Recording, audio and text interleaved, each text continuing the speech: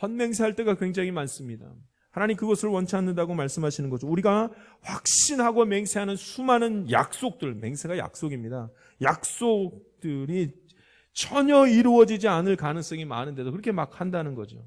그래서 성경에서는 맹세하지 말라, 맹세하지 말라는 말씀을 합니다. 모든 것이 다 하나님 것이기 때문에 맹세하면 안 됩니다. 맹세는 무엇을 걸고 하는 약속이냐면 하나님을 걸고 하는 약속입니다. 내가 하나님께 맹세하는데 이 일들은 절대로 벌어지지 않을 것이라 하면서 맹세를 하게 됩니다. 그러니 확실히 이룰 수도 없는 일을 가지고 거룩하신 하나님을 걸고서 맹세하는 거 하지 말라는 겁니다. 그거 신성모독이라 이렇게 말합니다. 여러분, 구체적으로 확신합니다. 이런 것들이요, 하나님의 뜻으로 확신하는 것이 아니라 내 뜻을 이루기 위해서 확신합니다. 우리가 이런 소리를 너무 많이 합니다. 사람들 앞에서 하나님을 걸고 확신합니다, 그 말을 할 때는 누구한테 지금 신용이 누구한테 있는 거예요? 하나님 신용을 가지고 막 내가 확신한다. 내가 신용이 없으니까 하나님 신용을 가지고 확신합니다 자꾸 이러지 않습니까? 나는 원래 확신할 게 없죠. 확실한 것이 아무것도 없으니까.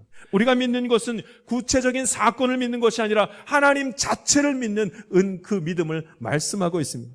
믿음을 잃지 않는 방법이 있습니다. 하나님이 위대하시다는 사실을 의심하지 않을 수 있는 방법이 있습니다. 그것은 구체적으로 어떠하리라고 믿지 않으면 됩니다. 우리는 하나님을 믿는 것이지 구체적인 어떤 확신들을 막 펼치는 것은 우리의 것이 아닙니다. 옳다 아니라 여러분, 이 말은 구체적으로 이것이 옳습니다, 저것이 옳습니다, 요렇게가 왜냐하면 요러니까 아닙니다, 이거 모른다는 겁니다. 옳다 아니라 이렇게 하라는 거죠.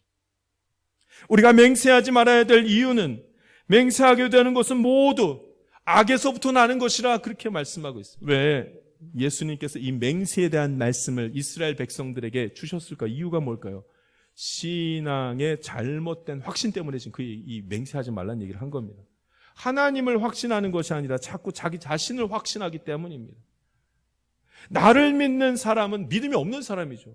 하나님을 믿는 사람이 믿음이 있는 거죠. 맹세할 필요 없고 확신하지 않고 구체적인 확신으로 그렇게 막 말하지 않아도 된다는 거예요. 다 하나님께 속해 있으니까요. 우리에게는 믿음이 있을 뿐이죠. 그 믿음으로 하나님 의지하고 하나님께 맡기고 사는 겁니다. 그래서 오늘 성경에 그렇게 말하지 않습니까?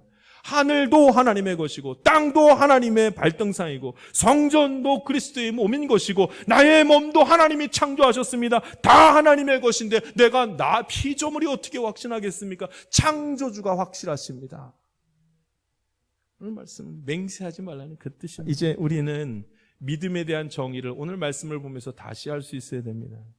하나님이 나를 향하여 하실 일이 무엇인지 구체적으로 알지는 못하지만 나는 하나님을 믿습니다. 이게 믿음입니다.